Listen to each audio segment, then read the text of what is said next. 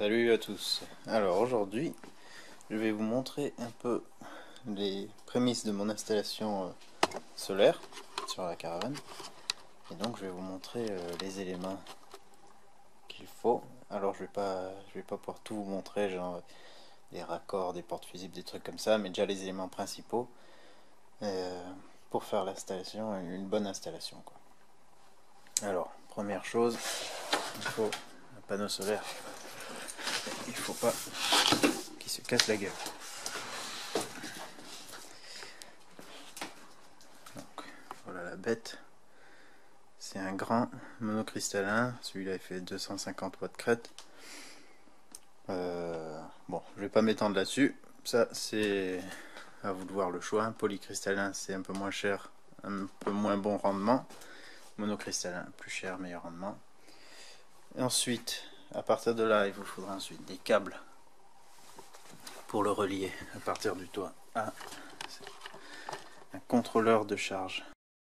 On appelle ça plus communément un régulateur de charge. Donc il y en a deux grands types, les MPPT et les PWM. Les PWM sont moins chers car ils ont un rendement un peu moins bon, ils sont un petit peu moins sophistiqués, mais voilà, ça, pour le prix ça peut être intéressant et c'est le plus répandu aussi. MPPT c'est un peu plus cher, mais ça vous donne un rendement quasiment de, je sais plus combien ça disait, mais ouais, proche de 100% en tout cas. Donc voilà, il restitue ce qu'il utilise pour fonctionner. Ça, vous trouverez plein d'infos aussi sur le net, donc je vais pas trop m'étaler. Surtout que j'y connais pas des masses non plus, hein, c'est juste ce que j'ai appris pour pouvoir commander les différentes pièces. Ensuite, il y a ça, c'est un petite interface pour qui permet de voir la quantité d'électricité qui va venir depuis les panneaux, la quantité qui part à la batterie, si vous avez de l'éclairage penché directement dessus en 12 ou 24 volts, ça peut vous dire, voilà, c'est un peu un petit écran de gestion et de contrôle. Donc c'est pratique d'en avoir un, sinon tout ce que vous allez avoir comme information, c'est peut-être une LED qui s'allume s'il y a une anomalie, mais à part ça, vous ne saurez pas grand chose. Donc voilà, avec son câble qui se permet de se connecter directement là-dedans. Des batteries. Alors moi j'ai opté pour des lithium fer phosphate. J'en ai pris 4 de 3,2 volts pour les mettre en série. Là il y a 3,2 volts et 40 ampères heure. Et voilà, pour faire du 12 volts. Et finalement j'ai opté pour ça, et surtout le poids. Je crois que ça fait 1,4 kg par morceau. Voilà, donc déjà pour ce qu'il vous faut, voilà. Donc c'est les éléments principaux pour avoir du 12 ou 24 volts. Et après, pour du 220 volts, il vous faudra aussi un onduleur. Ça, je vous montrerai quand je ferai l'installation dans la caravane. Mais voilà les bases de ce qu'il vous faut.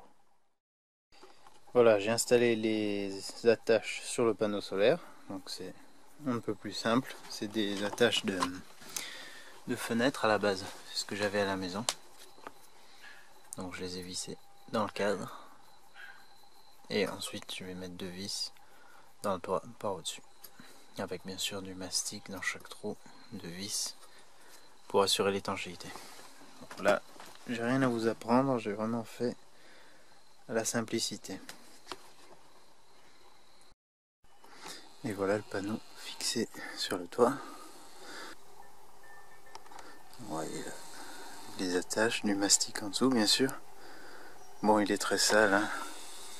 Faut que je le nettoie. Alors ce qu'il vous faudra, c'est un passe-toit. Moi j'en ai bricolé un parce que j'avais pas le choix. J'avais pas le temps d'en commander un, j'en avais pas dans les magasins à proximité. Donc vous avez le droit de rigoler, allez-y, maintenant vous pouvez rire, c'est très très vilain. J'ai fait ça avec un coup de plomberie PVC, hein, diamètre 40. Et du mastic autour. Mais bon, voilà, ça fonctionne, au moins c'est étanche.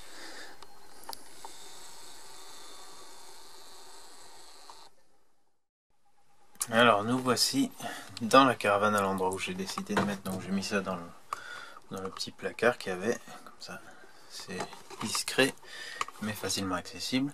Donc les câbles qui viennent du panneau solaire, ils arrivent au régulateur, donc ils rentrent ici.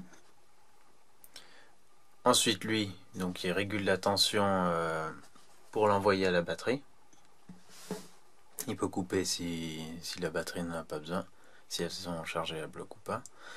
Il peut envoyer directement aussi au consommateur 12 volts ou 24 volts, selon ce que vous avez.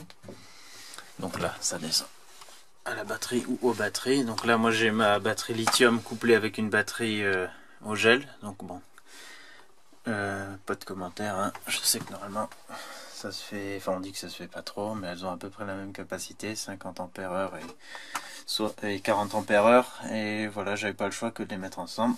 Donc c'est comme ça. Ne faites pas pareil. Faites pas gaffe aux couleurs des fils aussi. Ça part de rouge et ça revient au noir, mais bon, j'ai dû faire des branchements d'urgence. Tout fonctionne bien, hein, mais c'est juste pas très aux normes, on va dire.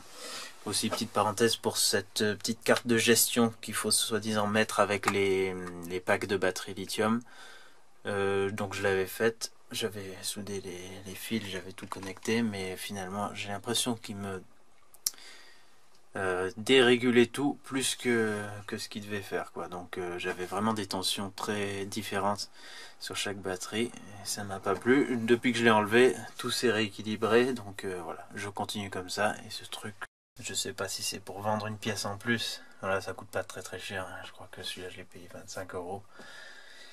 Voilà, mais comme je m'y connaissais pas trop, je l'ai prise et puis on m'a dit qu'il fallait en mettre et puis finalement j'en ai pas mis et ça fonctionne très bien comme ça, donc voilà. Et puis le petit moniteur, voilà, qui me permet de savoir l'état de la batterie,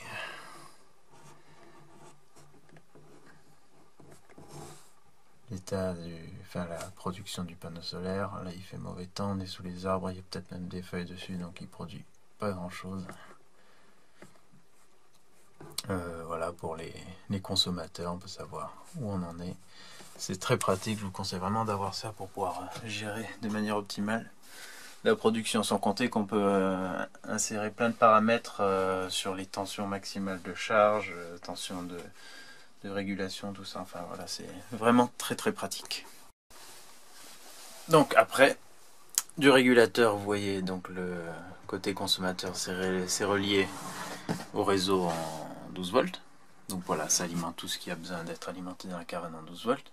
Mais comme des fois j'ai envie de pouvoir brancher des choses en 220, j'ai mis ici un transfo, un onduleur. Donc il est branché, je l'allume pas en permanence parce qu'il consomme quand même du courant, même si on n'a rien de branché dessus, hein. Mais si j'en ai besoin, voilà, je l'allume ici et puis je peux avoir ensuite du 220 sur cette prise et je crois que j'ai une autre prise ailleurs, 220 et cet éclairage plus l'éclairage extérieur. Donc voilà, c'est pratique de l'avoir et surtout la journée si on a besoin de faire tourner un appareil qui pompe un peu, c'est vraiment très pratique. Il est relié directement sur le pack de batterie avec ces gros câbles. Voilà. Si vous l'utilisez la nuit par exemple, c'est sûr que vous utilisez un appareil qui pompe pas mal, c'est sûr que ça va vite se mettre en défaut, quoi. Il se coupe automatiquement pour pas drainer les batteries. Donc c'est bien fait, mais voilà. Mais la journée, il n'y a pas de problème si le soleil tape, vraiment, j'ai déjà utilisé des trucs qui consommaient 150 watts, 200 watts, ça a fonctionné sans problème. Alors là, on est dans une caravane, mais si c'était dans un camping-car, vous auriez aussi la partie où vous avez le coupleur séparateur pour voilà, séparer ce qui est utilisé sur la batterie du véhicule, enfin la batterie moteur on va dire, et la batterie cellule. Mais voilà, ça vous trouverez plein d'infos là-dessus aussi. Moi je vous montre principalement les éléments qu'il vous faut pour avoir une installation qui fonctionne. Après bien sûr il faut mettre, pour que ça soit au top, des fusibles, des disjoncteurs, des choses comme ça. Et là vous faites vraiment une installation pro. Bon voilà, j'espère que ça vous aura un peu éclairci les idées par rapport à ce qu'il faut pour une installation solaire autonome. Nous on l'a utilisé pendant plus d'un mois en autonomie totale quasiment, hein. On a fait que quelques jours dans des campings. par obligation surtout. Tout a bien fonctionné, le seul problème qu'on a eu c'était plus niveau batterie. J'étais parti à la base pour fonctionner sur soit la batterie lithium, soit la batterie au gel. Et le soir ça se pompait vraiment trop vite, surtout avec les éclairages.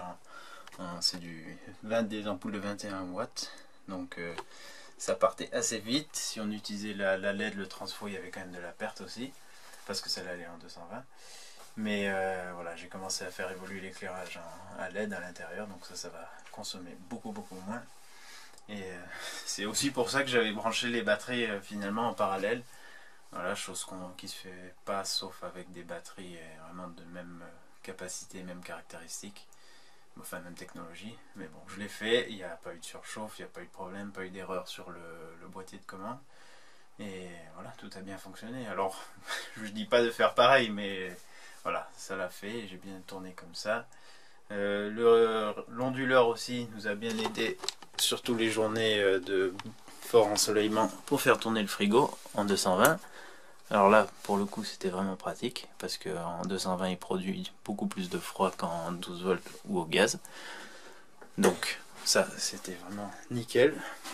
Le tout, c'est de penser à le recouper après, sinon il va vous drainer les batteries, ce qui est aussi arrivé quelques fois. Mais voilà, sinon, c'est à la portée de tous. C'est en faisant qu'on fait. Hein, j'y connaissais rien du tout.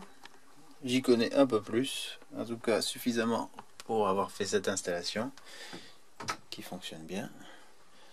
Donc vous pourrez tout à fait en faire de même.